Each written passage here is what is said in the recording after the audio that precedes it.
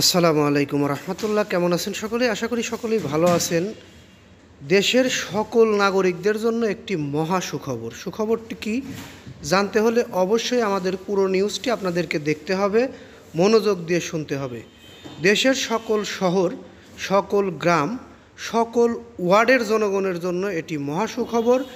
আসছে নাগরিক সেবা। দেশের সব গ্রাম, ওয়ার্ড ও শহরের জনগণের জন্য এই সেবা চালু করছে সরকার। বিস্তারিত জানতে অবশ্যই আপনাদেরকে এই পুরো নিউজটি মনোযোগ সহকারে দেখতে ও শুনতে হবে। এতক্ষণ যারা নিউজটি শুনলেন তাদেরকে বলবো নিউজটিতে একটি লাইক দিয়ে দিবেন, কারণ আপনাদের একটি লাইকের ফলে আমরা পরবর্তীতে এরকম ধরনের গুরুত্বপূর্ণ আপডেট নিউজ তৈরি করতে আগ্রহী হই। ভালো লাগলে অবশ্যই কমেন্ট করবেন, শেয়ার করবেন। মতামত থাকলে কমেন্টে জানিয়ে যাবেন। নাগরিক সেবায় যুগান্তরকারী পরিবর্তন আনতে যাচ্ছে সরকার। এ লক্ষ্যে নাগরিক সেবা বাংলাদেশ নিয়ে আসছে সরকার। মূলত এক ঠিকানায় সব নাগরিক সেবা পৌঁছে দিতেই এই সিদ্ধান্ত নিয়েছেন সরকার। ডাক, টেলিযোগাযোগ ও তথ্য প্রযুক্তি মন্ত্রণালয়ের দায়িত্বপ্রাপ্ত প্রধান উপদেষ্টা বিশেষ সহকারী ফয়েজ আহমেদ তৈয়ব বুধবার অর্থাৎ আজকে এসব তথ্য জানিয়েছে। নিজের ফেসবুক পেজ দেওয়া এক পোস্টে এ তথ্য জানিয়েছেন তিনি। ওই পোস্টে ফয়েজ আহমেদ তৈয়ব বলেন, এক ঠিকানায় সব নাগরিক সেবা পৌঁছে দিতে আসছে নতুন সেবা আউটলেট নাগরিক সেবা বাংলাদেশ।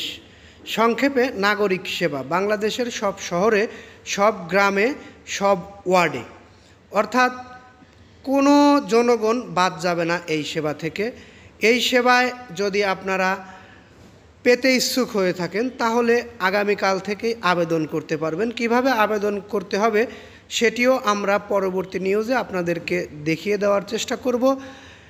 পরবর্তী নিউজটি পেতে অবশ্যই আমাদের এই চ্যানেলটি সাবস্ক্রাইব করে বেল বাটন অন করে রাখতে হবে। আমরা এই নিউজের সারসংক্ষেপে একটু কথা বলে যেতে চাই। সেটি হচ্ছে, আমরা শহরের লোকজন, গ্রামের লোকজন, ওয়ার্ডের লোকজন বিভিন্ন আলাদা আলাদা জায়গায় গিয়ে নাগরিক সেবা পেতে হতো বলে আমরা একটু ভোগান্তিতে পড়তাম বা এরকম সমস্যা হয়ে থাকতো। সেই সমস্যার সমাধানেই বাংলাদেশ অন্তর্বর্তীকালীন সরকারের মাধ্যমে এই উদ্যোগ নেওয়া হয়েছে, যেখানে একটি আউটলেটের মাধ্যমে সকল মানুষের সেবা দেওয়া হবে। অর্থাৎ গ্রাম, শহর, ওয়ার্ড সকল জনগণ এক জায়গা থেকে সেবা পাবে। আমরা এই নিউজটি আর দীর্ঘায়িত করছি না। পরবর্তী নিউজ পেতে আমাদের চ্যানেলটি সাবস্ক্রাইব করে বেল বাটন অন করে রাখবেন।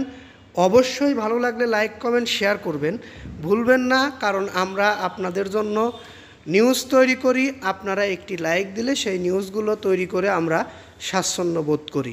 যাই হোক, এই বলে আমি এখান থেকে বিদায় নিচ্ছি। আসসালামু আলাইকুম।